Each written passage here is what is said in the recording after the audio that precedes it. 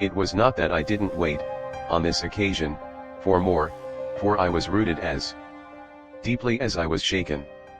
Was there a secret at Bly, a mystery of Udolpho, or an insane, an unmentionable relative kept in unsuspected confinement? I can't say how long I turned it over, or how long, in a confusion of curiosity and dread, I remained where I had had my collision.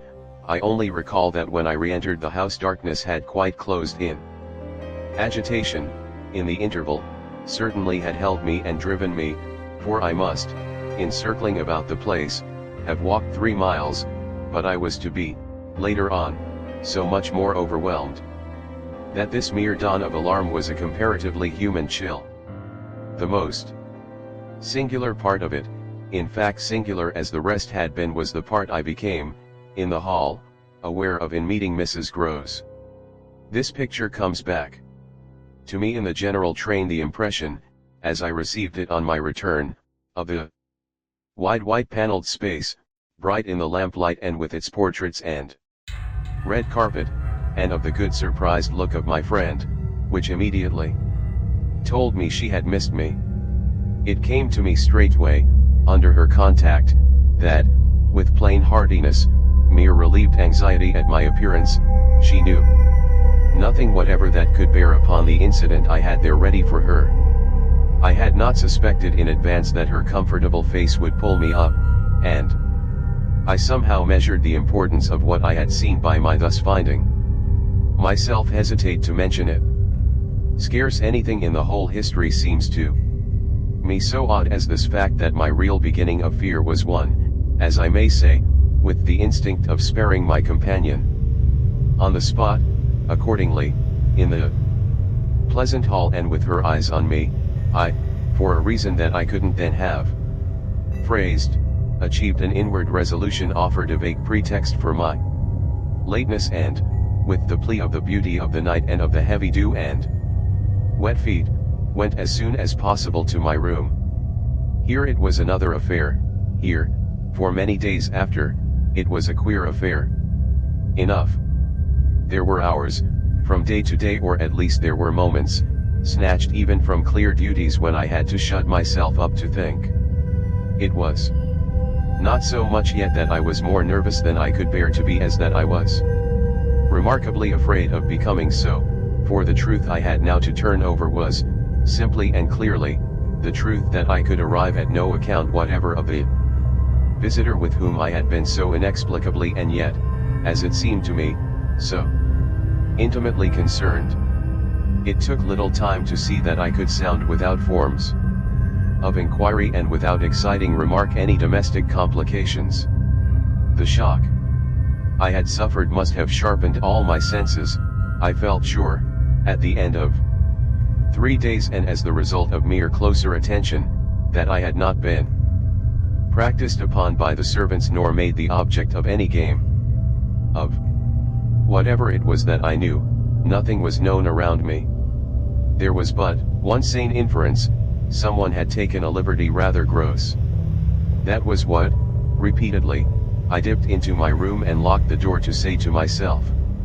We had been, collectively, subject to an intrusion. Some unscrupulous traveler, curious in old houses, had made his way in unobserved, enjoyed the prospect from the best point of view, and then stolen out as he came.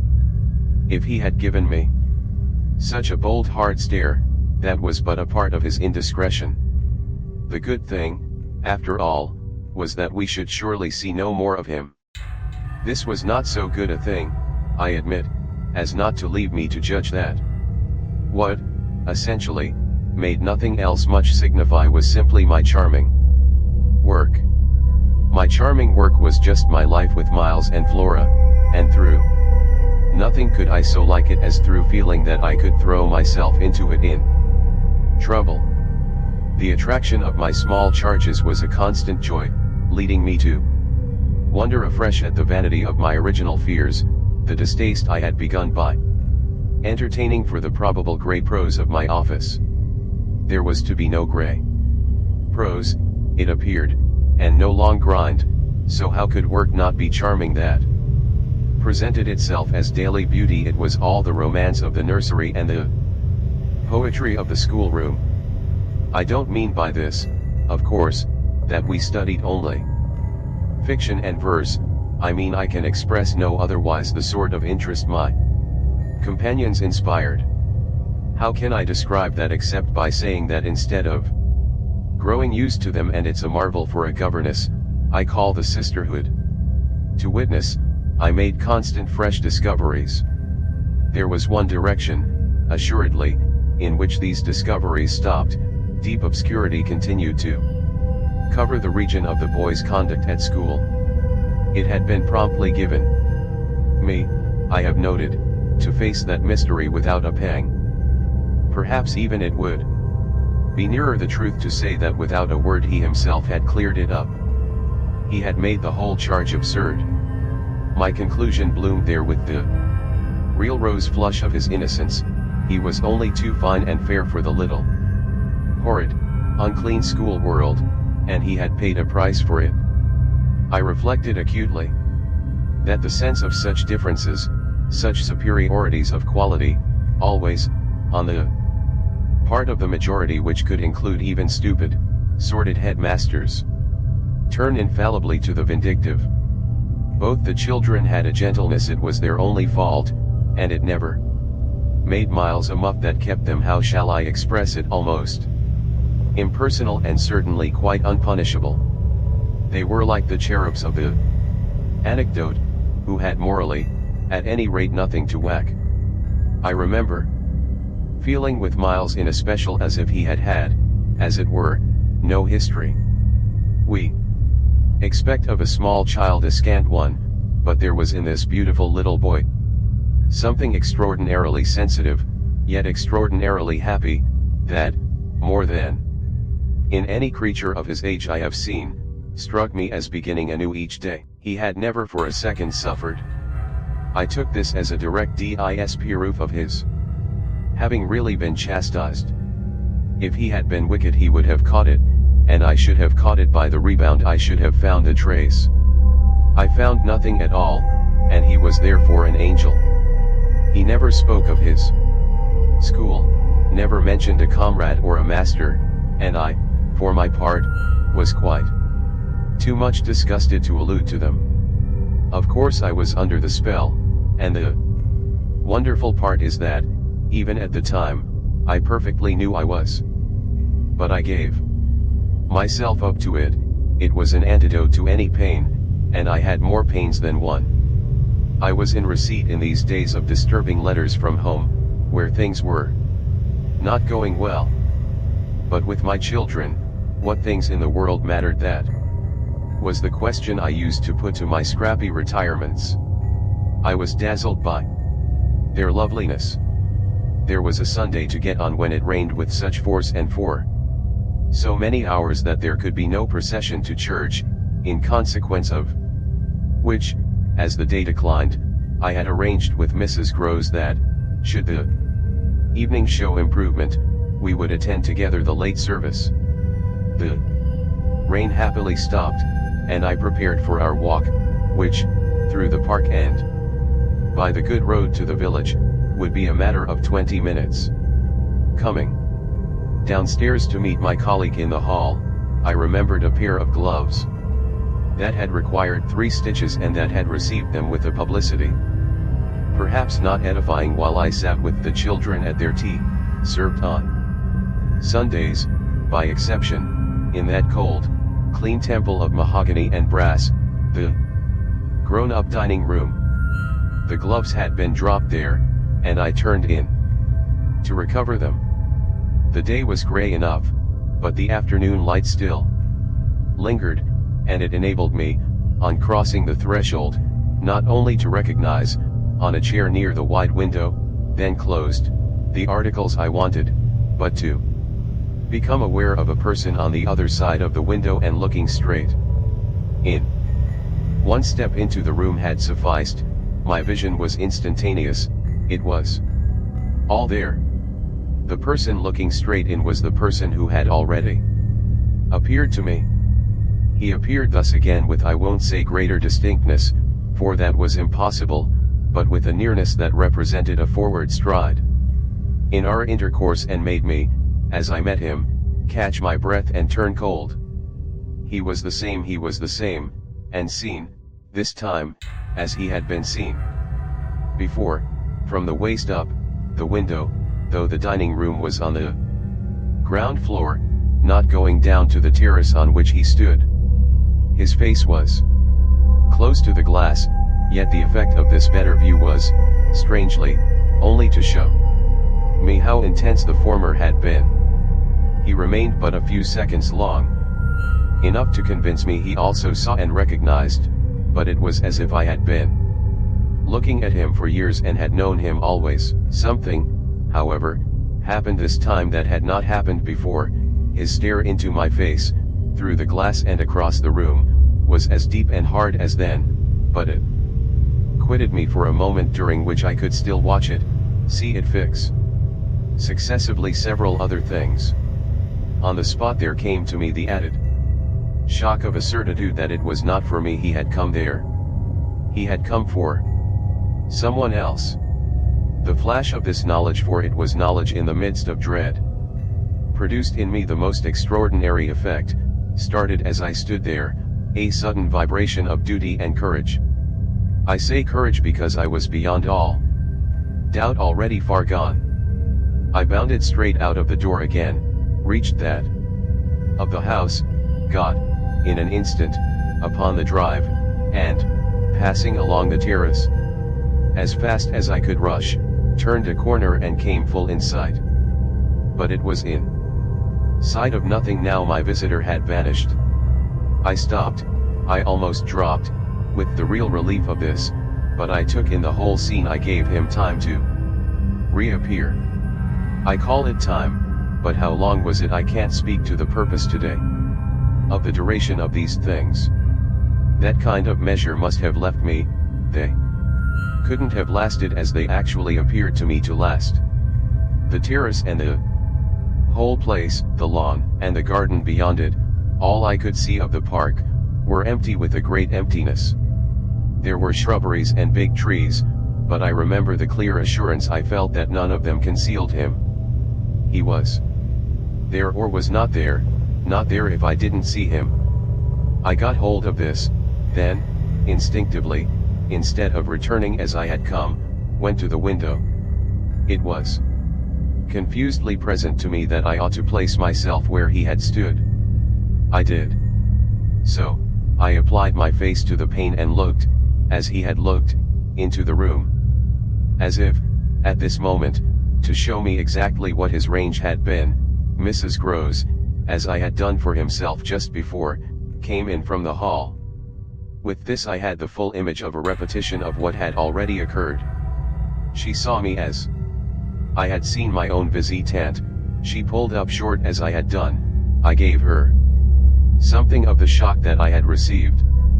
She turned white, and this made me ask myself if I had blanched as much. She stared, in short, and retreated on just my lines, and I knew she had then passed out and come round to me, and that I should presently meet her. I remained where I was, and while I waited I thought of more things than one. But there's only one I take space to mention. I wondered why she should be scared. Oh, she let me know as soon as, round the corner of the house, she loomed again into view. What in the name of goodness is the matter? She was now flushed and out of breath. I said nothing till she came quite near. With me I must have made a wonderful face. Do I show it? You're as white as a sheet. You look awful. I considered, I could meet on this, without scruple, any innocence. My need to respect the bloom of Mrs. Groves's had dropped, without a rustle, from my shoulders, and if I wavered for the instant it was not with what I kept back. I put out my hand to her and she took it. I held her hard a little, liking to feel her close to me. There was a kind of support in the shy heave of her surprise. You came for me for church, of course, but I can't go. Has anything happened? Yes. You must know now. Did I look very queer? Through this window dreadful. Well, I said, I've been frightened. Mrs. Grose's eyes expressed plainly that she had no wish to be, yet also that she knew too well her place not to be ready to share with me any marked inconvenience. Oh, it was quite settled that she must share. Just what you saw from the dining room a minute ago was the effect of that. What I saw just before was much worse. Her hand tightened. What was it? An extraordinary man looking in. What extraordinary man? I haven't the least idea. Mrs. Grose gazed round us in vain. Then where is he gone? I know still less. Have you seen him before? Yes, once. On the old tower. She could only look at me harder. Do you mean he's a stranger? Oh, very much. Yet you didn't tell me. No, for reasons. But now that you've guessed. Mrs. Grose's round eyes encountered this charge. Ah, I haven't guessed. She said very simply. How can I if you don't imagine? I don't in the very least. You've seen him nowhere but on the tower. And on this spot just now. Mrs. Grose looked round again. What was he doing on the tower? Only standing there and looking down at me. She thought a minute. Was he a gentleman? I found I had no need to think. No. She gazed in deeper wonder. No. Then nobody about the place, nobody from the village. Nobody. I didn't tell you, but I made sure. She breathed a vague relief. This was, oddly, so much to the good. It only went indeed a little way. But if he isn't a gentleman, what is he? He's a horror. A horror. He's God help me if I know what he is. Mrs. Grose looked round once more. She fixed her eyes on the duskier distance, then, pulling herself together, turned to me with abrupt inconsequence. It's time we should be at church. Oh, I'm not fit for church. Won't it do you good? It won't do them. I nodded at the house. The children. I can't leave them now. You're afraid. I spoke boldly. I'm afraid of him. Mrs. Grose's large face showed me, at this, for the first time, the faraway, faint glimmer of a consciousness more acute. I somehow made out in it the delayed dawn of an idea I myself had not given her and that was as yet quite obscure to me. It comes back to me that I thought instantly of this as something I could get from her, and I felt it to be connected with the desire she presently showed to know more. When was it on the tower? About the middle of the month. At this same hour, almost at dark, said Mrs. Grose. Oh, no, not nearly. I saw him as I see you. Then how did he get in? And how did he get out? I laughed. I had no opportunity to ask him. This evening, you see, I pursued, he has not been able to get in. He only peeps. I hope it will be confined to that. She had now let go my hand. She turned away a little. I waited an instant, then I brought out, go to church. Goodbye. I must watch. Slowly she faced me again. Do you fear for them? We met in another long look. Don't you? Instead of answering, she came nearer to the window and, for a minute, applied her face to the glass. You see how he could see, I meanwhile went on. She didn't move. How long was he here? Till I came out. I came to meet him. Mrs. Grose at last turned round, and there was still more in her face. I couldn't have come out. Neither could I. I laughed again. But I did come. I have my duty. So have I mine, she replied, after which she added, what is he like? I've been dying to tell you. But he's like nobody. Nobody, she echoed. He has no hat. Then seeing in her face that she already, in this, with a deeper dismay, found a touch of picture, I quickly added stroke to stroke. He Has red hair, very red, close curling, and a pale face, long in shape, with straight, good features and little, rather queer whiskers that are as red as his hair. His eyebrows are, somehow, darker, they look particularly arched and as if they might move a good deal. His eyes are sharp, strange awfully, but I only know clearly that they're rather small and very fixed. His mouth's wide, and his lips are thin, and except for his little whiskers he's quite clean shaven. He gives me a sort of sense of looking like an actor. An actor? It was impossible to resemble one less, at least, than Mrs. Groves at that moment.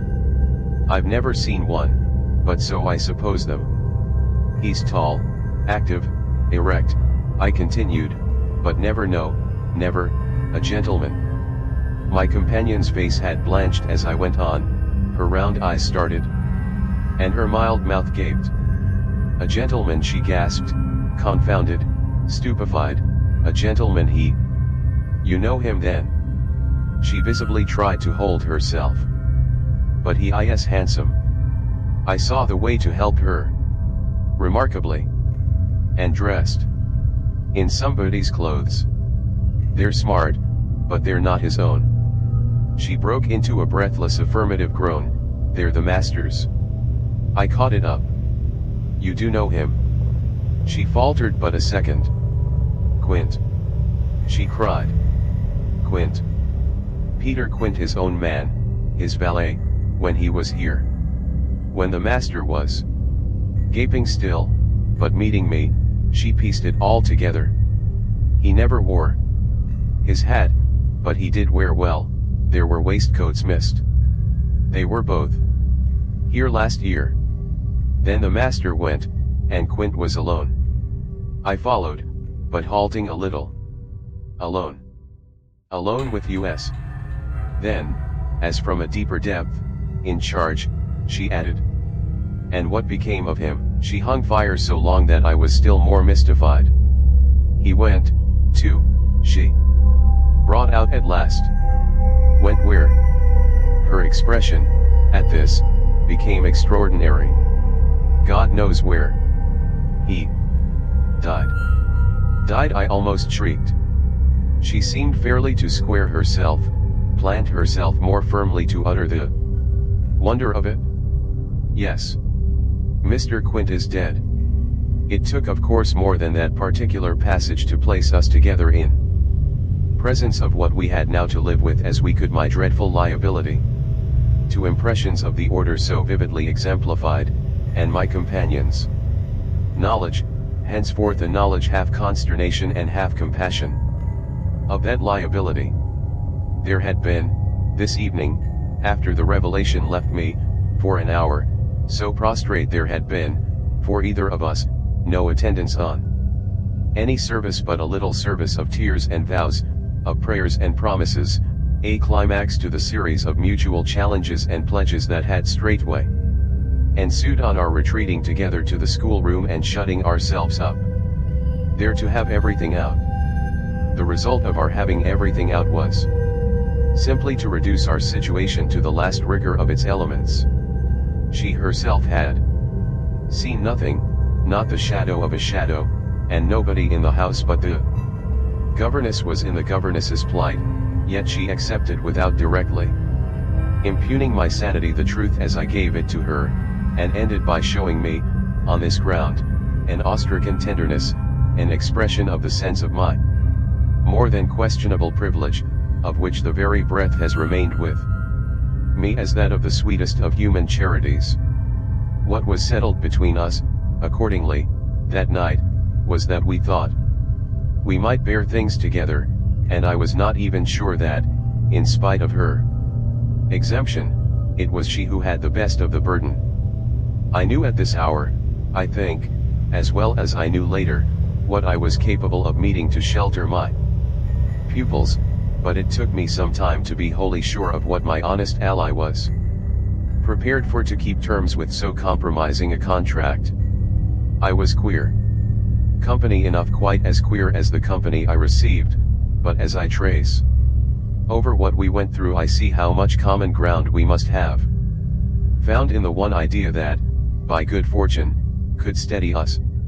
It was the idea, the second movement, that led me straight out, as I may say, of the inner chamber of my dread. I could take the air in the court, at least, and there Mrs. Groves could join me. Perfectly can I recall now the particular way strength came to me before we separated for the night. We had gone over and over every feature of what I had seen. He was looking for someone else, you say, someone who was not you. He was looking for little Miles. A portentous clearness now possessed me. That's whom he was looking for. But how do you know? I know, I know, I know. My exaltation grew. And you know, my dear. She didn't deny this, but I felt, not even so much telling as that. She resumed in a moment, at any rate, what if he should see him? Little Miles, that's what he wants. She looked immensely scared again. The child. Heaven forbid. The man. He wants to appear to them. That he might. Was an awful conception, and yet, somehow, I could keep it at bay, which, moreover, as we lingered there, was what I succeeded in practically proving. I had an absolute certainty that I should see again what I had already seen, but something within me said that by offering myself bravely as the sole subject of such experience, by accepting, by inviting, by surmounting it all, I should serve as an expiatory victim and guard the tranquility of my companions. The children, in especial, I should thus fence about and absolutely save. I recall one of the last things I said that night to Mrs. Groves. It does strike me that my pupils have never mentioned. She looked at me hard as I musingly pulled up his having been here and the time they were with him. The time they were with him, and his name, his presence, his history, in any way. Oh, the little lady doesn't remember. She never heard or knew the circumstances of his death, I thought with some intensity. Perhaps not. But Miles would remember, Miles would know. Ah, don't try him. Broke from Mrs. Groves. I returned her the look she had given me. Don't be afraid. I continued to think it is rather odd that he has never spoken of him. Never by the least allusion. And you tell me they were great friends. Oh, it wasn't him. Mrs. Groves with emphasis declared. It was Quint's own fancy. To play with him, I mean to spoil him. She paused a moment, then she added, Quint was much too free. This gave me, straight from my vision of his face, such a face, a sudden sickness of disgust. Too free with my boy. Too free with everyone. I forbore, for the moment, to analyze this description further than by the reflection that a part of it applied to several of the members of the household, of the half-dozen maids and men who were still of our small colony. But there was everything, for our apprehension, in the lucky fact that no discomfortable legend, no perturbation of scullions, had ever, within anyone's memory, attached to the kind old place. It had neither bad name nor ill fame, and Mrs. Groves, most apparently, only desired to cling to me and to quake in silence. I even put her, the very last thing of all, to the test. It was when, at midnight, she had her hand on the schoolroom door to take leave. I have it from you then. For it's of great importance that he was definitely and admittedly bad. Oh, not admittedly. I knew it, but the master didn't. And you never told him. Well, he didn't like tale-bearing, he hated complaints. He was terribly short with anything of that kind, and if people were all right to him, he wouldn't be bothered with more. This squared well enough with my impressions of him. He was not a trouble-loving gentleman, nor so very particular perhaps about some of the company he kept. All the same, I pressed my interlocutress. I promise you I would have told. She felt my discrimination. I dare say I was wrong. But, really, I was afraid. Afraid of what? Of things that man could do. Quint was so clever, he was so deep. I took this in still more than, probably, I showed. You weren't afraid of anything else, not of his effect. His effect, she repeated with a face of anguish and waiting while I faltered. On innocent little precious lives. They were in your charge. No, they were not in mine. She roundly and distressfully returned. The master believed in him and placed him here because he was supposed not to be well, and the country air so good for him. So he had everything to say. Yes. She let me have it even about them. That creature. I had to smother a kind of howl. And you could bear it? No, I couldn't, and I can't now. And the poor woman burst into tears. A rigid control, from the next day, was, as I have said, to follow them, yet how often and how passionately, for a week, we came back together to the subject.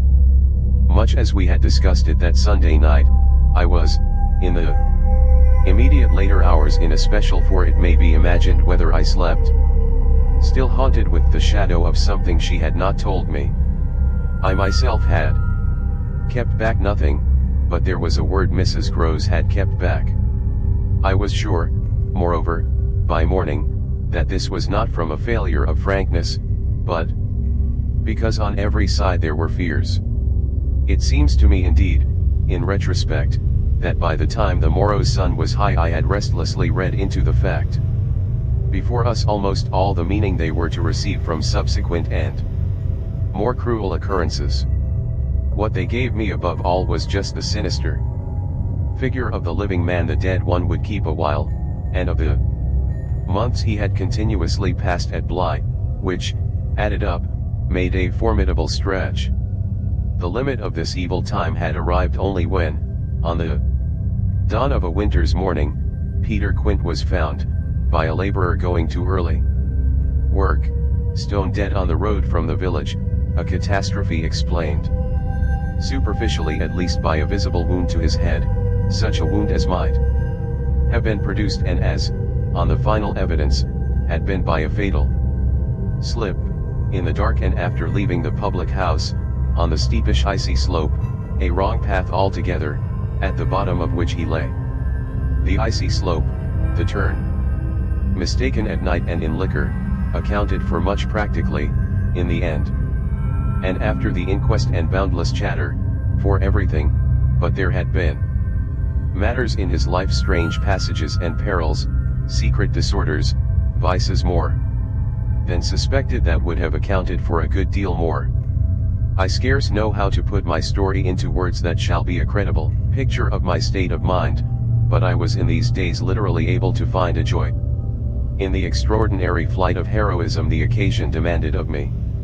I now saw that I had been asked for a service admirable and difficult, and there would be a greatness in letting it be seen, in the right quarter, that I could succeed where many another girl might have failed. It was an immense help to me. I confess I rather applaud myself as I look back, that I saw my service so strongly and so simply.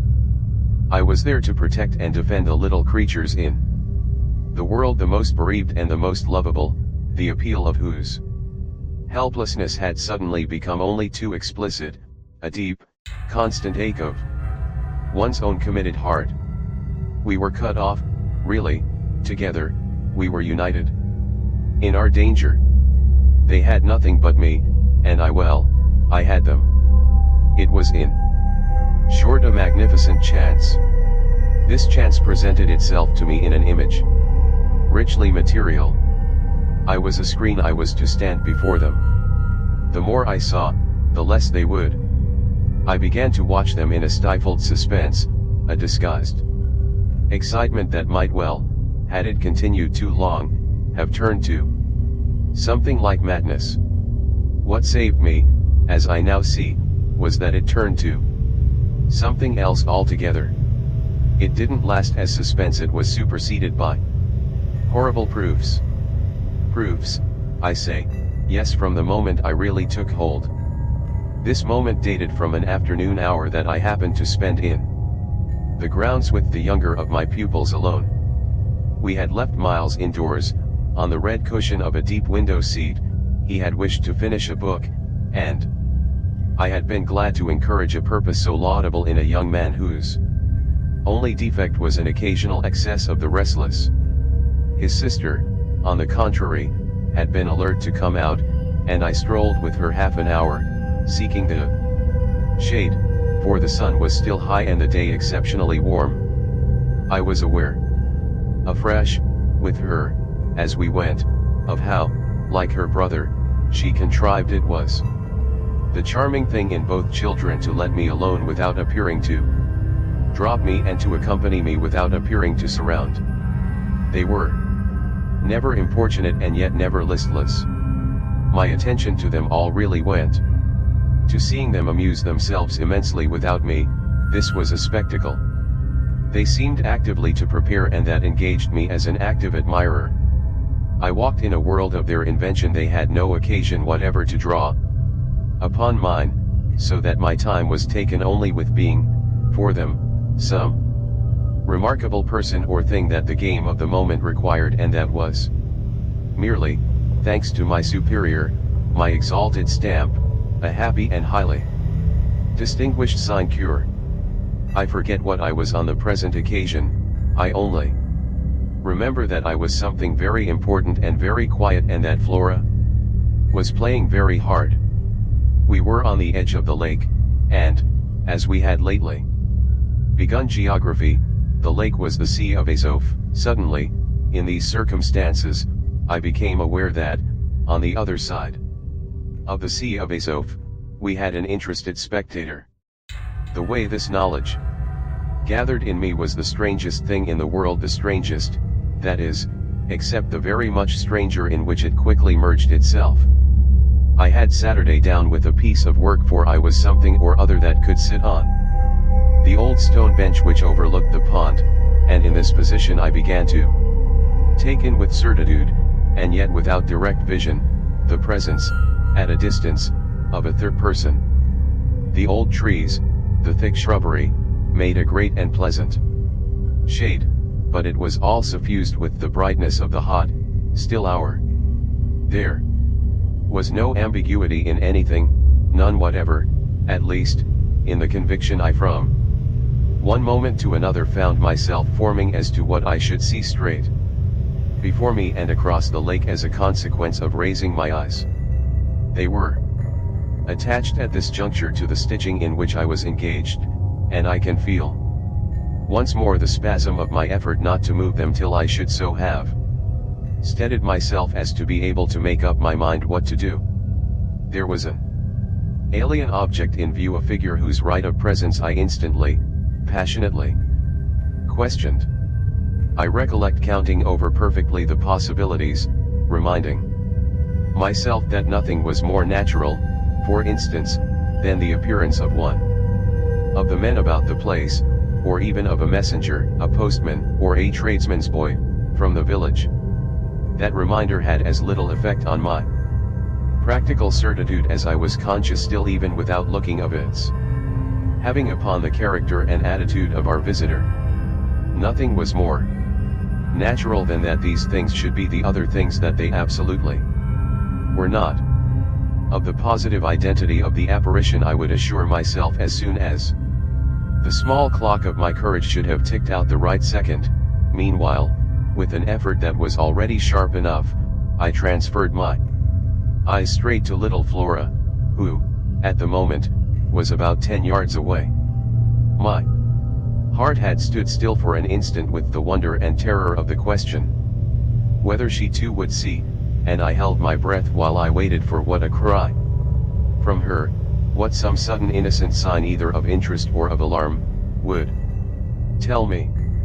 I waited, but nothing came. Then, in the first place, and there is something more dire in this, I feel, than in anything I have to relate. I was determined by a sense that, within a minute, all sounds from her had previously dropped, and, in the second, by the circumstance that, also within the minute, she had, in her play, turned her back to the water.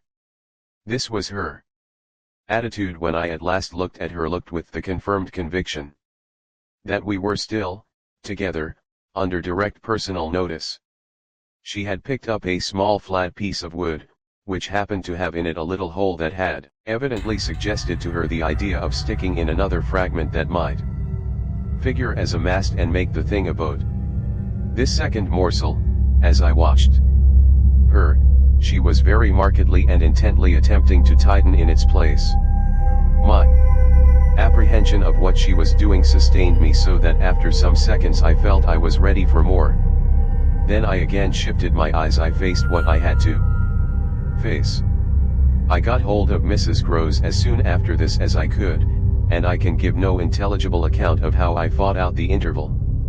Yet I still hear myself cry, as I fairly threw myself into her arms, "They know it's too monstrous, they know, they know." And what on earth? I felt her incredulity as she held me. "Why, all that we know, and heaven knows what else besides." Then, as she released me, I made it out to her, made it out perhaps only now with full coherency even to myself. 2 hours ago, in the garden I could scarce articulate. Flora saw Mrs. Groves took it as she might have taken a blow in the stomach. "She has told you?" she panted. "Not a word, that's the horror." She kept it to herself. The child of 8, that child. Unutterable still, for me, was the stupefaction of it. Mrs. Groves, of course, could only gape the wider.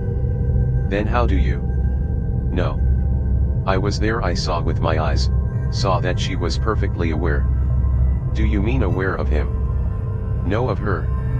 I was conscious as I spoke that I looked prodigious things, for I got the slow reflection of them in my companion's face. Another person this time, but a figure of quite as unmistakable horror and evil, a woman in black, pale and dreadful, with such an air also, and such a face. On the other side of the lake. I was there with the child, quiet for the hour, and in the midst of it she came. Came how? From where? From where they come from. She just appeared and stood there, but not so near. And without coming nearer. Oh, for the effect and the feeling, she might have been as close as you. My friend, with an odd impulse, fell back a step. Was she someone you've never seen? Yes. But someone the child has. Someone you have. Then, to show how I had thought it all out, my predecessor, the one who died. Miss Jessel. Miss Jessel. You don't believe me? I pressed. She turned right and left in her distress. How can you be sure? This drew from me, in the state of my nerves, a flash of impatience. Then ask Flora, she's sure. But I had no sooner spoken than I caught myself up. No, for God's sake, don't. She'll say she isn't, she'll lie. Mrs. Groves was not too bewildered instinctively to protest. Ah, how can you? Because I'm clear. Flora doesn't want me to know. It's only then to spare you. No, no, there are depths, depths. The more I go over it, the more I see in it, and the more I see in it, the more I fear. I don't know what I don't see. What I don't fear. Mrs. Groves tried to keep up with me. You mean you're afraid of seeing her again? Oh, no, that's nothing now. Then I explained. It's of not seeing her. But my companion only looked wan. I don't understand you. Why, it's that the child may keep it up, and that the child assuredly will without my knowing it. At the image of this possibility Mrs. Groves for a moment collapsed, yet presently to pull herself together again, as if from the positive force of the Sense of what, should we yield an inch, there would really be to give way to. Dear, dear, we must keep our heads. And after all, if she doesn't mind it? She even tried a grim joke. Perhaps she likes it? Likes such things, a scrap of an infant. Isn't it just a proof of her blessed innocence, my friend bravely inquired. She brought me, for the instant, almost round. Oh, we must clutch at that, we must cling to it. If it isn't a proof of what you say, it's a proof of God knows what. For the woman's a horror of horrors. Mrs. Groves, at this, fixed her eyes a minute on the ground, then at last, raising them, tell me how you know, she said. Then you admit it's what she was, I cried. Tell me how you know, my friend simply repeated. No, by seeing her. By the way she looked. At you, do you mean so wickedly? Dear me, no, I could have borne that. She gave me never a glance. She only fixed the child. Mrs. Groves tried to see it. Fixed her. Ah, with such awful eyes. She stared at mine as if they might really have resembled them. Do you mean of dislike? God help us, no. Of something much worse. Worse than dislike. This left her indeed at a loss. With a determination indescribable. With a kind of fury of intention. I made her turn pale. Intention. To get hold of her. Mrs. Groves, her eyes just lingering on mine, gave a shudder and walked to the window, and while she stood there looking out, I completed my statement. That's what Flora knows. After a little she turned round. The person was in black, you say? In mourning, rather poor, almost shabby. But yes, with extraordinary beauty. I now recognized to what I had at last, stroke by stroke, brought the victim of my confidence, for she quite visibly weighed this. Oh, handsome. Very, very, I insisted, wonderfully handsome. But infamous. She slowly came back to me. Miss Jessel was infamous. She once more took my hand in both her own, holding it as tight as if to fortify me against the increase of alarm I might draw from this disclosure. They were both infamous, she finally said. So, for a little, we faced it once more together, and I found absolutely a degree of help in seeing it now so straight. I appreciate, I said, the great decency of your not having hitherto spoken, but the time has certainly come to give me the whole thing. She appeared to assent to this, but still only in silence, seeing which I went on, I must have it now. Of what did she die come, there was something between them. There was everything. In spite of the difference, oh, of their rank, their condition, she brought it woefully out. She was a lady. I turned it over, I again saw. Yes, she was a lady. And he so dreadfully below, said Mrs. Groves. I felt that I doubtless needn't press too hard, in such company, on the place of a servant in the scale, but there was nothing to prevent an acceptance of my companion's own measure of my predecessor's abasement. There was a way to deal with that, and I dealt, the more readily for my full vision on the evidence of our employer's late clever, good-looking own man, impudent, assured, spoiled, depraved. The fellow was a hound. Mrs. Groves considered as if it were perhaps a little a case for a sense of shades. I've never seen one like him. He did what he wished. With her. With them all. It was as if now in my friend's own eyes Miss Jessel had again appeared. I seemed at any rate, for an instant, to see their evocation of her as distinctly as I had seen her by the pond, and I brought out with decision, it must have been also what she wished. Mrs. Groves's face signified that it had been indeed, but she said at the same time, poor woman, she paid for it. Then you do know what she died of, I asked. No, I know nothing. I wanted not to know, I was glad enough I didn't, and I thanked heaven she was well out of this. Yet you had, then, your idea of her real reason for leaving. Oh, yes, as to that. She couldn't have stayed. Fancy it here for a governess. And afterward I imagined, and I still imagine. And what I imagine is dreadful. Not so dreadful as what I do, I replied, on which I must have shown her, as I was indeed but too conscious affront of miserable defeat. It brought out again all her compassion for me, and at the renewed touch of her kindness, my power to resist broke down. I burst, as I had, the other time, made her burst, into tears. She took me to her motherly breast, and my lamentation overflowed. I don't do it. I sobbed in despair, I don't save or shield them. It's far worse than I dreamed they're lost.